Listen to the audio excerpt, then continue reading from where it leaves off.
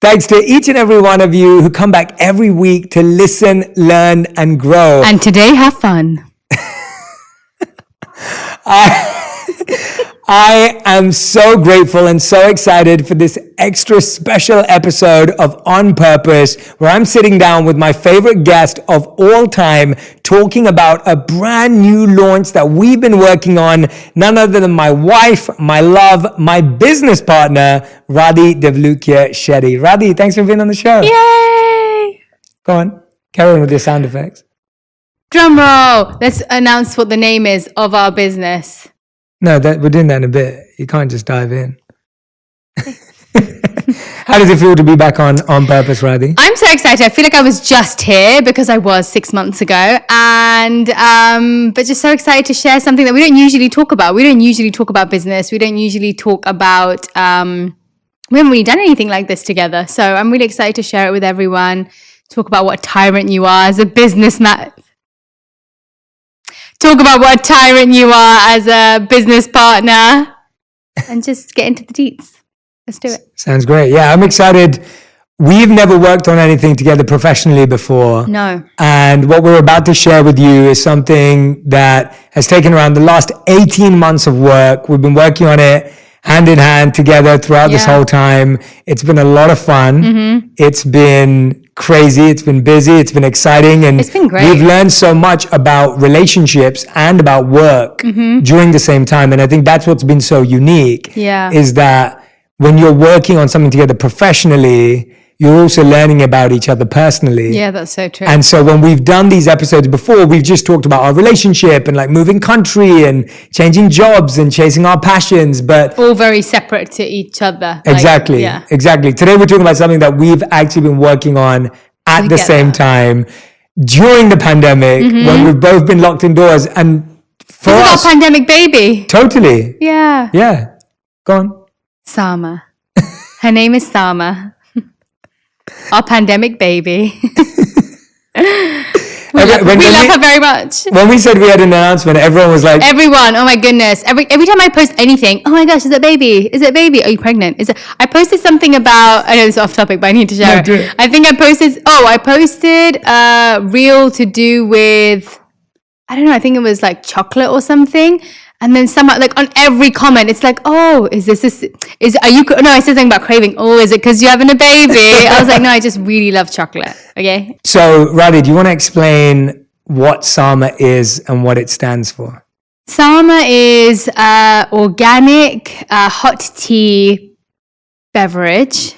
Right. It's so funny because there's so many technical terms to this. That's the other thing I've learned in this building this brand is there's so many technicalities to how you describe something. So this is a hot tea.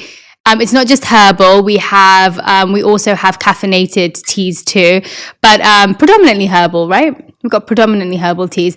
And the special thing about it is that we have adaptogens in them. And when we were creating these teas, I find adaptogens are something that are being used a lot now. And for anybody who doesn't know what adaptogens are, they're basically herbs or plants, things that are taken from plants, which help with the stresses of your body, whether it's physical, whether it's mental, whether it's emotional, whether it is cellular, anything that's happening in your body that needs support. There are different adaptogens for different things. For example, for stress or whether it's for mood elevation, like there are different adaptogens for different things. And so with our teas, that's exactly what we've done. And I really wanted to create it in a way that it wasn't just there for name. Like, you can read ingredients and there's so many different things in there that you've never even heard about, but do they really have the right quantity to have the right effect? And so with this, we really wanted to create the teas in a way where, okay, if you have 3 tea bags or if you have X amount of tea bags a day, it's going to give you the dose of, for example, ashwagandha, which is one of the adaptogens we've used. So as Radhi's already said, Sama has been our quarantine baby, as you called it. And the word Sama has a really, really special meaning. It has many, many different meanings, but my favorite definition of Sama is togetherness and equality and community. And our focus and our hope with Sama is that tea is a great way to come together. Yeah. It's a great way of coming together and being more open and honest with each other, having vulnerable moments, and it gives you back time in your day. And we've talked about this a lot, about how like everyone is rushing around trying to find time in their day. We've all got busy schedules. Me and you have busy schedules. Yeah. We don't always get to have breakfast together. We don't always get to have dinner together. Radhi's got shoots. She's working with brands and companies. I've got podcasts to be recording. We're making content. But we found that we always managed to find time to have tea together. Yeah. And that connection was so important to us. And we found that during the pandemic, that was something we did a lot. We had tea a lot. Yeah. Like Radhi, every time would be like to me, do you want a tea? What tea do you want? Yeah. Like how many teas did we probably have in a day? We had so many, and I think it was usually we have our tea time, I feel like in the evening or maybe in the morning. If we do catch breakfast together, then we're both sipping on our tea. But I also love when we first launched Sama, I had so many messages about what Sama means in their language, and one of them was also oneness. And I know that's something that we've been talking about, where even though it is for community and togetherness to do with other people, but it's also an opportunity for people to take a moment to themselves as well, but all feel connected to themselves, not in a way that they feel lonely, but in a moment where they are connecting to themselves. And I think that's what's so beautiful about Sama, that it's to bring people together, but also to allow people to connect better with themselves too. And that's what I really think our intention was with it. I love that. Yeah, I love what you're saying. Like even having that present, mindful moment with yourself. Yeah. It doesn't have to be with someone else. Yeah. But just getting to press pause, be still, connect with yourself. I love that. Yeah. So that's where the name Sama comes from. Yeah. It's why we were so drawn to it as our name. We also feel the name Sama. It feels very calming. Yeah. It feels very still. It feels very relaxing. It has that energy that we want. And I think this company for us was all about creating an experience that we love and sharing it with all of you. Like we want you to be able to be more present throughout the day, be more mindful, be more energetic. And we'll talk about in a moment how all the teas are designed to do those different things. Radhi's the pro and expert. But really at a heart level, it was me and Radhi are having this experience. And we both talk a lot about like healthy habits and things you can change in your day. But adding tea to your day is like this really simple thing. So Radhi, I actually want you to tell everyone about your experience with tea in your family, because I realized this when we got married. Actually, before we got married, when we started dating and I would spend time with your family, I started to realize that tea wasn't just big in my family. So tell me a bit about that. Yeah, I mean, for as long as I can remember, tea has been the thing that we all do together after a meal. Like whether it's lunchtime, like a Sunday lunch that we've all had together, or whether it's after every dinner, we would put on the kettle, we would boil the water, and everybody would sit down with their cup of tea. And usually my dad's telling his dad jokes. And, you know, it's something that I have been remembering so much more at this time, especially being away from family, where I hold on to that comfort and memory. So every time I sip on my tea now, I'm like, I feel like it takes me back to those moments and it keeps me connected to them, even though I'm away from them. And they were just the best times. Like all I remember from those moments are like laughter and coziness and comfort. And I think tea, even if you haven't got that memory of tea or that memory connected to tea, tea has that comforting feeling. Anything warm, when you put something warm in your hands and you take a sniff of something that smells so wonderful through your nose, and it just brings you so much comfort. And so tea has been a big part of my life for a long time. And also because we never drank coffee growing up. My family's not big coffee drinkers either. I love how you keep using the word beverage. It is a beverage because they don't drink either. So it wasn't like we would sit down with like a beer after or anything either. It's like whatever it is, or like a glass of wine with a lot of families do. For us, it was always tea. Yeah. And for me, it was, and I love that. I remember that literally after every meal in Radhi's family. We'd be like, let's someone would come out and be like, what tea does everyone want? I was like, this is a real thing. Yeah. And in my life, it was slightly different, because we discovered this when we got together, that we had this in common. But for me, I remember that my mom would drop me off at daycare, and I'd be at daycare for, I don't know, whatever the early stages and early years of my life were. And my mom would always come and pick me up. And I remember my parents were both busy. Both my parents worked busy jobs, full time. Yeah. My mom would have to come and pick me up from daycare, or if I went home with a friend's mom, and then Yeah. she'd pick me up and then take me home. And my parents were working hard when we grew up. They were both immigrants. They moved my mom moved to London when she was 16 years old, Yeah. and they started with nothing. And I'd always find that when she'd pick me up, we'd always come home and she'd put a cup of tea on and give me a cup of tea. And that moment of just us having a little sip of tea together What tea was would like you guys this. have together? It would usually be either chamomile or mint. And those were the most common flavors that Yeah. we'd have. But this is my favorite. On Sunday, she'd make me a chai, I was like going to say, traditional I'm surprised Indian it's not like a tea. masala tea. I was only allowed that once a week, and it would be on the Yeah. weekend in the morning. And my mom would get those Indian Puffs. biscuits out. Yeah. You know what I'm talking about? Yeah, I know exactly And we what you get those, mean. and I'd only get them on like a Sunday morning, So and then good. we'd dip them in the chai together, that's and such we'd a get to moment. have it. And it was literally something I looked forward to. So when we got married, and you'd always ask me, "Oh, what tea shall we have? Do you want tea?" Even in the morning when we meditate, you're always, when I get up in the morning and I come to the room to meditate, you're always sitting there with your cup of tea while you meditate. And Tea in one hand, beads in the other. and even when I lived as a monk, tea was the only drink that we Yeah, drank, that you like were- at breakfast or Yeah. at dinner. And so I think tea is I want everyone to realize this isn't a tea. It's not a brand. It's not a company. It's like, it's actually a tool for mindfulness. It's actually a tool for presence. And it's natural from the scent. And, I mean, we were smelling these earlier. I know, I'm just this going to take a one is my moment. favorite. One second. Yeah, no, I completely agree. Even during the day, sometimes where I'm feeling a little bit overwhelmed and I go to get a drink, usually if I'm feeling a little bit stressed, I'll always pick a tea to just sit down with for a moment. And also because it's hot, you don't rush it. When it's cold water, when it's like a drink from the fridge, you gulp it down and you could be done with it within a minute. Whereas with hot tea, you have to be patient with it. You have to be, you have to take your time getting through it. And, with teas, the taste also changes as you brew it longer.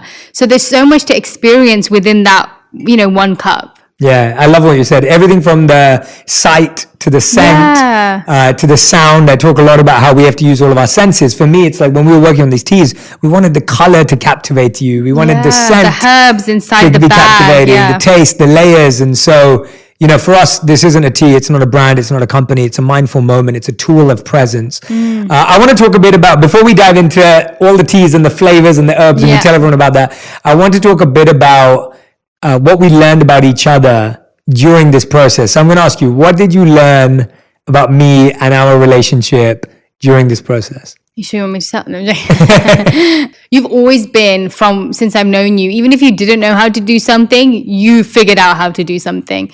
And I think just seeing you, I've never really been in close proximity with you when you've been doing a lot of your work. Like I don't probably know half of what goes on in your work life, but being part of something with you allowed me to also see something that I already kind of knew, but to see in action.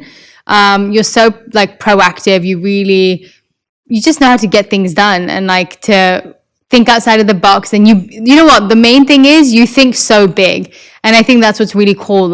You're never just like, oh yeah, maybe we'll do it this first and then we'll take baby steps together. You're like, no, I'm going all in. And you have always been an all in type of person. And it's just cool to see it, seep through to every part of your life, including Sama too. But it was just that was work. And then we would have our time. It was just, it didn't feel Do you think we were good at drawing the line? I think so. I don't feel like it was any pressure. Sometimes you'd be like, did you reply to the Sama email? Oh, did you reply to this? Have you done this? I was like, yes, I have. And then I'd be in the corner going, I replied to it last week. But apart from that, I don't think you did. You're also very good with trying not to manage me. You are good at, because I'm also feisty, where it's not going to be beneficial for you to try and manage me. It's just not. So you were like, I'm just going to leave it to the team to do that. I'm just going to focus on my bit because it's never going to go well for you, is it? I just try to get Rula and Jordan to bug me. Yeah, exactly. I think what I learned about you, again, which I already knew, but so I have to be honest with everyone. My favorite thing in the world is doing something with Radhi. Like I was telling her this morning, I was just like, this is going to be the best day of my week because I love hanging out with her all day. And after this, we're going to be making some fun TikToks and stuff together as well. And I literally look forward to spending time with Radhi on my work day. So for me, this is the highlight of, so much for me because if I can spend a whole day with Radhi and that's work, that's not work to me. And so that's a big thing, which I loved and enjoyed. Yeah, me too. And I feel that because, and it's partly what you said, and this is what I want to talk about, is Radhi doesn't make anything feel like work because I don't think she knows what work is. And so... Should I be offended? No, it's a compliment. And I'll explain what I mean by that. Like to Radhi, a meeting, even filming this right now, the podcast, she doesn't treat it as work. So she sees it as fun. She sees it as her expressing herself. She sees it as her just sharing openly and honestly. And so what ends up happening is you kind of get to be a part of that environment. And I can often be very disciplined and focused and driven and ambitious and like, I know what needs to get done by this time.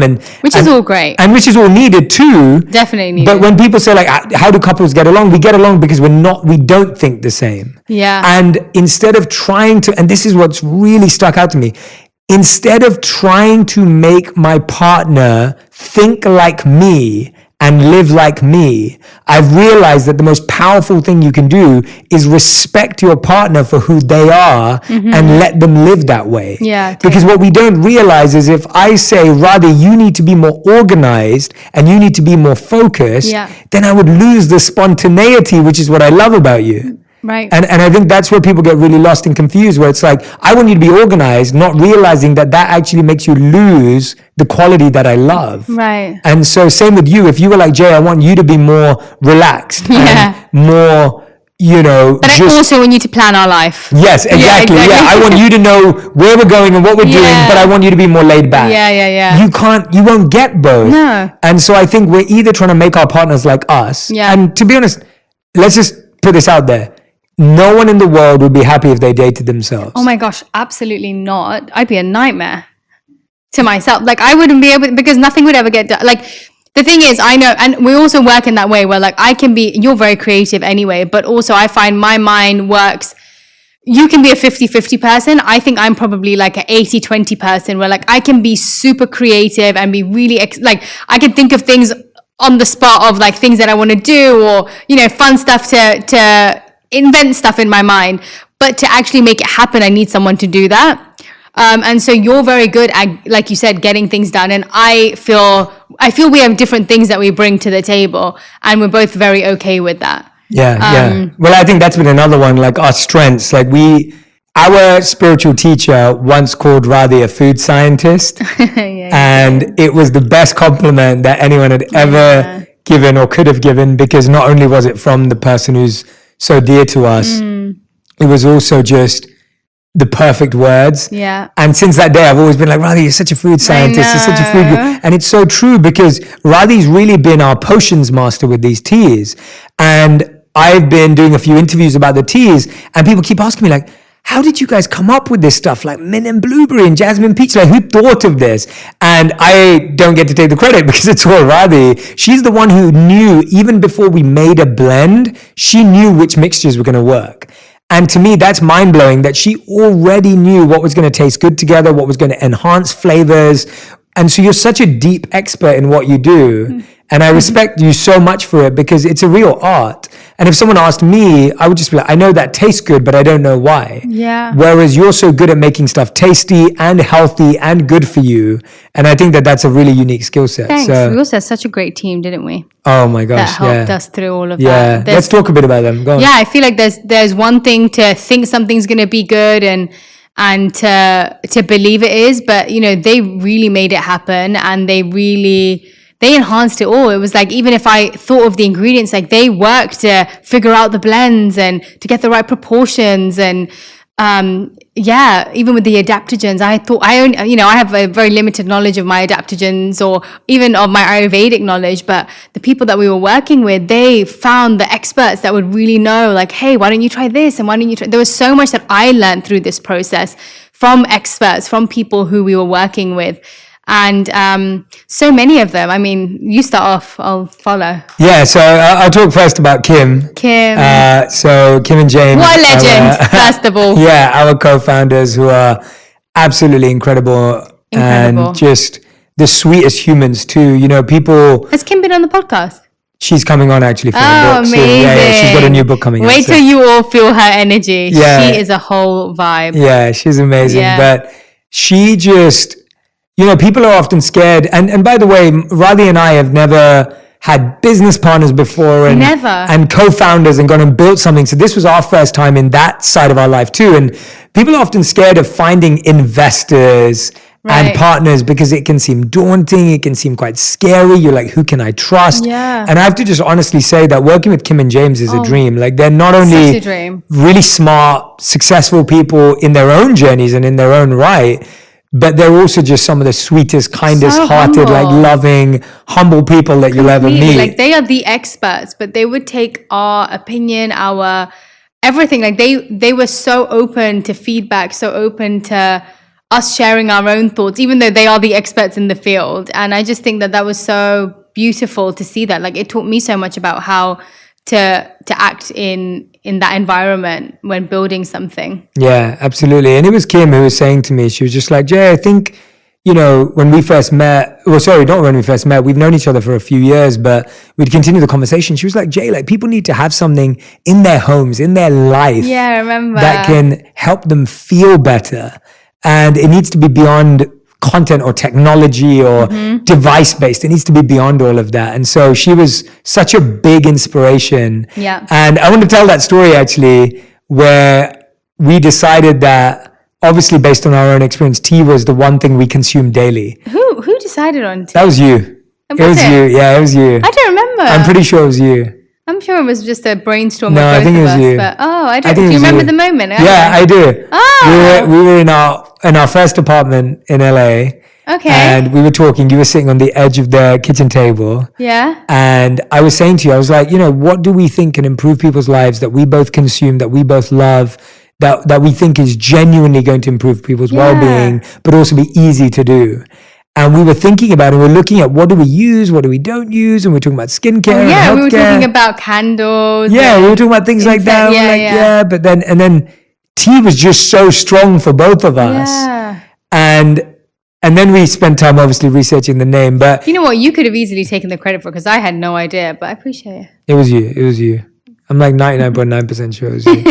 But Kim and James have been incredible. Yeah. And then we had Tiana, Alex, 100 Co. Yeah, 100 Co team, Jameson. Amazing. Becky with the design. Then, of course, my team, Rula, Jordan.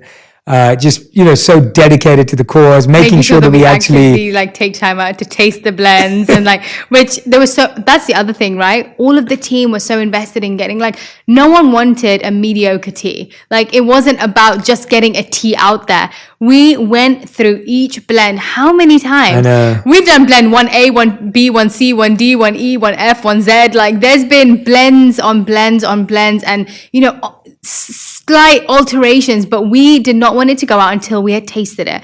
And until we all felt that it was like, this is the tea that we would choose over any other tea in our cupboard. And until we felt that way, we did not want to let it out. Yeah. And so I think that was so nice. There was no one in the team that was like, oh, let's just do this. Like, it's fine. Next time we'll get it right. This was like, no, everybody was so invested in giving people the best experience. Yeah, and we do these tea tasting parties where the whole team would get together. Alex would steep the tea, bring it all out in mini cups. We'd all write down our feedback. And that whole process was so fun because, again, it was community. Like, this tea's been made from the same value that we want you to feel. And all of us would come together, we'd give feedback. Everyone was very open and honest. Like you said, I remember you'd be like, we just want to dial up this. Dial this up like 10%. Yeah, it was like, dial this down about like 5%. And yeah, we were getting down to like minor tweaks, but everything that made such a difference. Yeah, and that was the same with the branding, by the way. Like, we've had so much amazing feedback about the colors and the branding, and I see you. I want to show people what it looked like first at some point. At some point. But just to show how you can set off with a specific thing in mind. And sometimes what happens is you end up trying to create like if you're creating a product, for example, what I found is I kept wanting it to be almost so different from me. Like I was trying to be like a sophisticated version. I was trying to give people a sophisticated version of me, a version of me that's like elevated to a certain degree and that they have in their homes as like an art piece or, you know, whatever it was that they... And then I realized that if we want us to go into people's home, then it has to represent us. And what we realized from the first branding we did, it lacked fun, it lacked excitement, it lacked enjoyment when you're like, it was beautiful. Like that's what it was. It was beautiful and it was subtle and it was sleek, but it didn't have much of us written on it. And that's why I think it's so easy to, it was just so nice that we finally got to a point where we were like, no, we want it to be vibrant. We want it to be exciting. We want it to be like a party when people receive it.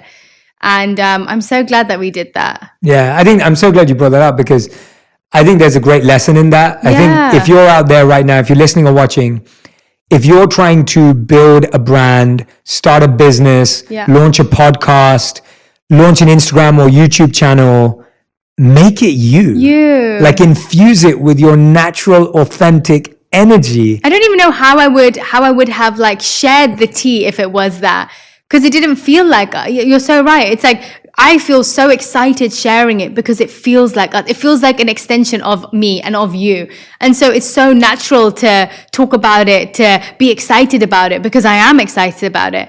But I think when it doesn't feel like you, whether it's your Instagram, whether it's a product, whether it's, I don't know, anything, it's always going to be difficult to share because you don't feel as connected to it. Yeah, and I feel like for us, it was a really good reminder that it's okay to get it wrong. Yeah, we went through this whole process, whole branding process, and we looked at the final product and we were like, that's not us. Like, and we were so scared because we thought we couldn't even change it because we invested so much time into it. A lot of us feel that when you've invested a lot of time into something, that you can't change it. What's that term? And it's a term in economics called sunk cost bias. That's it, yeah. And the idea that you have sunk so much cost, money, time. Yes, you've sunk so much time, energy, money into something that now you feel you have to stick with that because otherwise you're going to waste more time, money, and energy. Now, what we don't realize is that actually the deeper you go,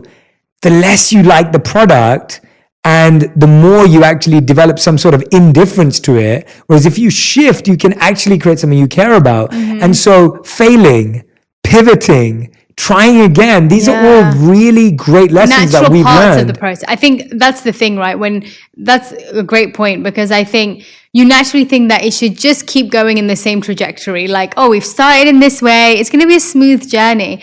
And I think what I've learned from this and throughout our life together is that taking those side roads and taking a U-turn or taking, these different routes, it's actually part of the journey. Like that should be what is normality in our minds. Like that should not be what we're scared of. That should be, oh, this is expected. Like this is what the journey is. It's never going to be just going down a smooth, silky road. Like it's not going to be that. But I think we have this illusion of what the journey looks like being smooth, that when those hurdles come or those bumps come or there's a closure in the road, like you get thrown off. But if we start seeing it as that being normality, you wouldn't even get thrown off. You just see it as part of the excitement and part of the journey. I love that analogy. Yeah, our illusion is that we want it to be like a highway. It's a one-way road, but it's going to have side streets. It's going to have accidents. Actually, highways are apparently the place where most amount of accidents happen. Thank you for that. No, actually, wait, that's wrong. I think actually the surprising thing from my drive, this is so off topic, but from my driving thing was the one thing I remember from when I got a ticket and I had to go to a course was that most accidents happen on 30 mile per hour roads. Right. So anyway, off topic. It's totally useless information. Useless information. In case you're doing your driving exam. Your driving course for getting points on your license. Just, you have me to thank. Anyway, back to it. That's been a huge lesson. So if you're listening or watching right now and you're thinking of starting something. be okay with pivoting. Yeah. Be okay with a U-turn. Make Be it okay part with of it. turning back. Realize that that is just part of the journey. Stop living it thinking that everything's going to work and everything's going to be perfect. Yeah, like change that story in your mind from the beginning, right? Like if you're building a story in your mind, make sure you factor those things into the story. Yeah, exactly. Definitely. And if you are going to start something with your partner, I think it's important that you set the boundaries up. Set the boundaries, set the expectations, and if this is the first time that you're getting to know one another, because I think a lot of the things that we understood about one another, we kind of had a lot of it figured out beforehand. Like you knew what type of personality I was. I knew what type of personality you were. But for some people, they may be just getting to know their partner through this process. And so I think it will be really useful to set down and figure out what that dynamic is. Like, what do you feel you're bringing to this? What do you feel that you're going to lack in this? What do you feel are going to be your weaknesses or your strengths during this? And let me see, are those weaknesses going to be my strengths? Or do we have the same weaknesses and the same strengths? And therefore we need another person that's going to make up for that. I think all of that is so important to do. And it is true, like what Radhi was saying earlier, there were times when I got really frustrated because I felt like I was bugging Radhi or having to remind her to do stuff that she had to do. And that would genuinely annoy me because I was like, well, I'm doing my bit here. Like I'm getting back onto emails on time and I'm responding to this on time. Like, why can't you? And I realized that that's a common thing that can really end up creating friction in a relationship. Yeah. And so the only way to deal with that is make sure that you're not the person doing that to your partner, especially in your personal time. Yeah. You can do that if you're on work time. And so I think for us, it was very important to say we're on work time or we're on personal time. This is a professional conversation. This is a personal conversation. This is us just talking about it creatively, and this is us talking about it to get things done. Totally. And I think that if you are going to get into business with a friend or a partner or a husband or wife or whoever it is, you really want to be clear about, is this conversation on personal time or professional time? Because that saves you so much stress and so much energy. And also just stops you from ruining your relationship. Like, I think that making Sama has brought us closer together because it's the first time, as you said, we've created something truly together. Totally. And I wouldn't have wanted it to tear us apart, but it could have if we weren't mindful of those things. Not understanding, Yeah. Totally. All right, so now I want you, Radhi, to give us a walkthrough of all of your potions, all of the teas, all of the blends, and explain to us the benefits, the ingredients that you chose, the reason why you chose them. You know, I'd love to. Let me break it down for you. Okay, so these teas are hot teas. They're not cold. But they're not ice. They're also not just herbal teas. We do have some teas that are caffeinated. Black teas, green teas. But predominantly they are herbal teas. And the thing that I love about them is I really wanted there to be a unique factor, but the unique factor I wanted to be authentically unique. Like I wanted it to do what it says it does. And so what we decided was to include an adaptogen in each of the teas. Now, what's an adaptogen, Radhi? That's a very good question, Jay Shetty. Well, an adaptogen, for all of you who don't know, is it's basically something extracted from a plant or a herb that has this unique quality to adapt to your body to what it needs. So it adapts to the stresses of your body, whether it's physical, whether it's mental, whether it's emotional, whether it's at a they sound like level. Amazing things. I know, and it's phenomenal because each of these adaptogens, they work in different ways. So whether it's to do with regulating your hormones, whether it's to do with regulating your stress, whether it's to do with regulating your mood, your sleep. So they have, the scientists or botanists, they have figured out what plants are beneficial for different parts of our body, for different parts of our life. And so what we did was we focused the teas specifically on, first of all, what we wanted people to feel or how we wanted it to affect them. Then we added in the flavor. Then we added in what adaptogen would do that. So we really were focusing on how do we want people to feel and what effect do we want it to have on the body. And so, for example, we have our Awaken and Energize. That's our Earl Grey tea. And the adaptogen in here is, and again, awaken and energize. So you know what you're receiving when you're getting the tea. That's got, this one they helped me with, but the reishi mushroom, I do know. That's meant to be incredible for mind focus, for your brain health. And so we included that for the morning just to get you going. Then we have a calm and relaxed. So again, we did chamomile, very, very like normal. You've had a chamomile tea, but we've got lavender and rose in there. The smell of this one is beautiful. It's just, chamomile is something you think of when you want to relax, and lavender and rose, especially when you think of essential oils, or even if you think of lavender and rose, it's just so peaceful. And so that's exactly what this does. We've got lavender, chamomile, and tulsi in here as well, all of which are incredible to soothe you, harmonize you. And then we have jasmine peach. That's the one that we're drinking right now. Yeah, that's one of my favorites. The smell of this one is just beautiful. And again, we've only used natural flavorings and ingredients and no additives. We really wanted it to be natural flavors in here. And for this one, we've got raspberry leaf, shatavari, and green tea. Now, shatavari, this is protect and support, and that's exactly what shatavari does. It whether it's for women's health or men's health, it actually helps protect everything from our reproductive organs to our muscles, to our ligaments, like so many things. But it's a very supportive, nourishing, deeply nourishing herb that goes deep down to our tissues. Yeah. And there is another one called mint and blueberry. Which Radhi is finished. I've drank it all and it was so good. And I've been drinking every day, and suddenly I got to the last one and I was like, oh no. But we need to get more of that. But that's mint and blueberry. And that's the one with ashwagandha in it. Ashwagandha is great for focus, mind health, and just being attentive. Yeah.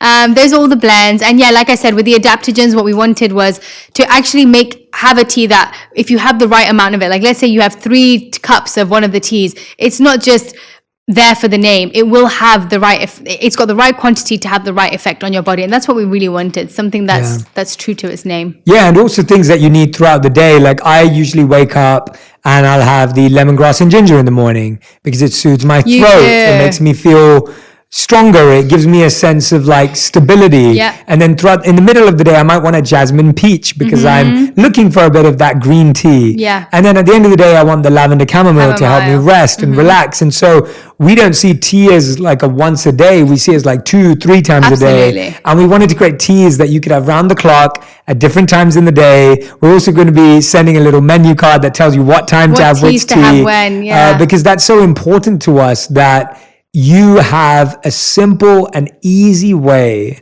of feeling different. Sometimes I walk into the home and I've come down from a busy day and I feel different when Radhi's brewing some tea. Yeah. Because you can smell it. And as soon as you smell it, your body almost reacts immediately. And then you drink it, and like you said, you slow down to sip it and drink it. Yeah. And now all of a sudden you feel completely different. Whereas usually you're just running around from place to place to place, and you need something external to change that. And that doesn't happen when you pump your body with sugar. No. It doesn't happen when you pump your body with just carbs or fat. It's like you can't just outsource that. And I also think what you were saying, that's so beautiful that, with something like this, you're telling your body what you want. Like you're like, oh, I'm going to pick this, and you're looking at the words on the packet saying awaken and energize. Like you are telling yourself, this is what I want from this drink. This is what I want from this cup of tea. This is what I want in my life right now. And so you're choosing to adapt your mood. You're choosing to adapt your day in a way that's going to suit you. And I think that's really wonderful. It's intentionally choosing how you want to go forward for the next couple of hours. Yeah. Changing the way we talk to ourselves is so important. Like we wake up in the morning and we'll say something like, I'm tired. I'm so and tired. I'm exhausted. Yeah. And instead, when you pick that up, it says, I am awake and I am energized. Yeah. And that replacement of language not only affects your mind, it affects your body, it affects how you feel, it affects how you show up, it affects how you take that first phone call of the day or that first meeting. I mean, you just said tired and I yawned. Yeah. That's how contagious it is. I know. Like the language of like, I'm tired, I'm exhausted, I'm fatigued. And I fall into that habit all the time where I'll say, oh, I'm so tired, I'm exhausted, I'm fatigued. And instead I should be saying, I'm going to make time to rest today. Exactly. I'm going to make time to refuel today. I'm going to take time to re-energize today. And I find that tea kind of gives me that reflection time that helps me pause and be still and go, okay, this is what I need right now. So in this whole process, we've just launched. We've got a long way to go. We're committed and all in on Sama because we love it so much. We're so proud of the product. We're so proud of how it tastes and how it looks and how it feels. Yep. What do you think surprised you the most, or what was the biggest challenge you had to overcome in this process and journey? Because we've been working on this for like 12 to 18 months now. You know what? If I'm honest, I honestly did not realize how, and this sounds so cliche, but how much work goes into it. Like how many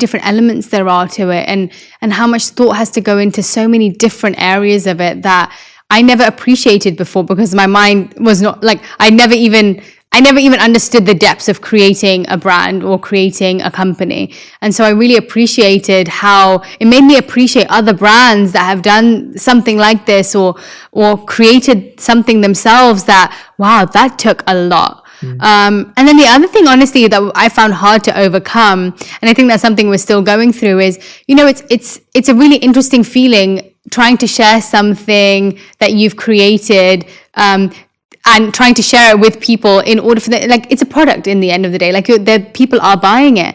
And I think, you know, when you do love something so much, like we do about Sama, and you want to share it with people, we do it as authentically as we possibly can, but at the end of the day, it's a product that you are selling. And so I think I always find it hard to push through that, where I'm like, oh, I don't want it to feel like too salesy. Like, I don't want it to feel like I'm trying to sell them something. But I know at the bottom of my heart that, like, this is something that's going to benefit their life in some way. And so I think there's a really good balance between sharing something from your heart with authenticity that you love, but also selling a product. And I think that's been a really interesting balance that I think I'm still going through, because we're still, you know, it's going to be a constant up and down with something like that, and a give and take. But yeah, it's been a really interesting process. And I think it's just something in anything, when you create something, or even if you're part of a company, if you're part of something, there is an element of you are trying to share something with someone. And when money goes into it, it can be a different, you know, it's just a different mindset you have to get into. Yeah, I'm so glad you raised that. I think it's a really healthy conversation to have. Like, you know, when you look at how much work goes into something, you realize that you can only create stuff you care about. Yeah. And so then when that goes out to the market and then people buy it or purchase it and experience it and use it, it's like, all that work that's gone into it, you wouldn't waste that much time if you didn't really care. If you didn't really love it. If you didn't really love it, like the amount of hours and effort that's gone into building Sama, like we wouldn't have gone through with it if we didn't care. If you were only doing it for a financial reward or outcome, it wouldn't be enough, because it takes so much energy. And you also are at a point where you're like, you don't really know how well it's going to do. Like when you start something up, you don't know how well it's going to do. And so you are counting on if you're not fully invested in it with love, then there's always a chance of disappointment. But like in my mind, I'm like, wow, like I'm so happy that we've created something like this, that I know that we love so much, and that hopefully will benefit people in some way, that I want to make it worth the money that they are spending. Like, at least I know I'm doing that. At least I know I've put in the most amount of effort, put in the most amount of thought, the most amount of energy that I can, so that when they do spend money, hopefully it feels like money well spent. And I think that's all you can really hope for when it's to do with the product that you are selling. So well said. I love that. That's really beautiful. Yeah. What about you? I'm very similar to you. I think for me, it's like I created a plan a few years ago where I do 3 things every year. I do something I love, I do something I'm learning, and I do something I'm launching. And I do the thing I love because it makes me happy, and that's the podcast. I do the thing I'm learning because it helps me feel like I'm growing, and I've been doing a lot of learning this year. And then I'm launching something because it makes me feel nervous and anxious but excited. And so I think that's the biggest thing for me. It's like, I love trying out new things. I love looking at new industries and learning about new things because it just expands me as a human. It helps me have more love for people. It helps me have more compassion and empathy and understanding of people. It helps me have more respect for people. I guess Salma was also learning and launching for you. It was a mix. And I just really enjoy that process. So that has been a challenge because it's all new to me. It is. I've never done anything in the beverage industry. We've never created a tea before. Oh no. We've never created I mean, I haven't.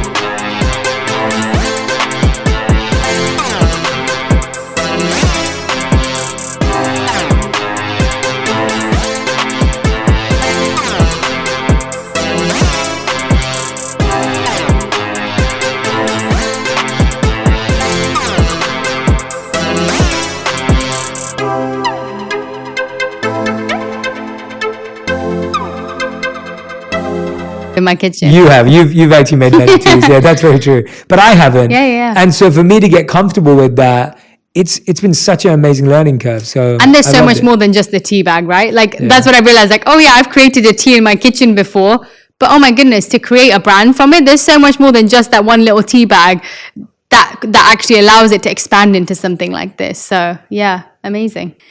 Oh my gosh, I know what we should do. I think, that's the other reason I love the word tea and want to do tea, because there are like unlimited amount of things that you could do with the word tea. And I've looked up so many tea puns since we decided to do this. So I think we should do, okay, I'll come up with one, then you've come up with one, and we have to keep going. Tea off. A tea off. Let's do a tea off, and we have to keep going until one of us fails. Okay, go on then. Okay, spill the tea. It's a community. Happy. I'm so happy. What? I think you've already lost the game. I'm so happy. I'm going to give you another option. Keep going. All right. Can't wait to party. Tiana Taylor. It doesn't have to be a meme. It just has to go with it. Start with gratitude. Gratitude. What about Tealicious? Oh, that's good. We make a good team. We make a good team. You're so chatty. Tranquility. You know what? I really thought I'd be much better at this in my head. That's why I suggested it. And it's all right. I win. It's fine. Yeah, you win. Okay, win. All right. Okay. We're going to end as we end every On Purpose episode with a rapid fire, but we're both going to do it together. Ooh, rapid fire. So we can only answer the question in one word or one sentence maximum. One word, one sentence. Go.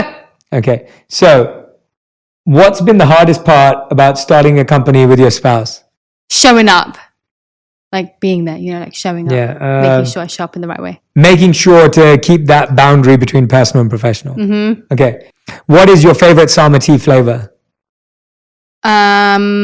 Mint blueberry. Jasmine peach. Okay. What is a flavor that you're excited to create for the future? Oh, all the seasonal blends. Yes. I want to do like a chocolate orange or something chocolate-based. Oh, that would be nice. Yeah, I would love to create a chocolate-based tea. Yeah. That would be really cool. Into it. Okay. What's your funniest tea spill, not gossip? Good question. I think my funniest tea spill, not funniest. Oh, I know yours. Oh, go on. You did it so much at my house. Oh, no. Oh, no, you just spill everything else. Maybe. Yeah, maybe with tea as well, yeah. Jay just spills things everywhere. Yeah, I'm not as smooth as bit clumsy. Thinks I know, right? Yeah. Yeah, I don't know actually when I spill You don't tea. spill stuff. That's the problem. No, everyone would think I was a clumsy little girl. You're not with kitchen stuff. No, You're I'm on point. Yeah. All right. Fifth and final question. Okay. What's the thing you love most about Salma? The feeling of the prospect of the community that we will be building. Like, I'm so excited to experience that. Yeah. And that's not one sentence, but genuinely that, like, to feel how people feel from it. Yeah. That is what I'm most excited about. Yeah, I'm excited for bringing people together. Yeah. And like you said, helping people connect with themselves and finding a non-technology, digital, a natural, organic way to feel That's so true. So yeah, I can't wait. Thanks, Woo! business partner. Thanks, You're too far away right thanks, now. co-founder. Thanks, business partner. Thanks, wife. I feel like that's what people in business would do. No, I'm not sure anyone in business. We should handshake. Other hand. All right, guys. Well, thanks so much for listening. Well, thank you everyone for listening today. Please go to samat.com to check out all of the amazing things that are available. We're so proud of what we've created. We can't wait to share it with you. And thank you so much for listening. Make sure you tag me and Radhi with any key lessons or learnings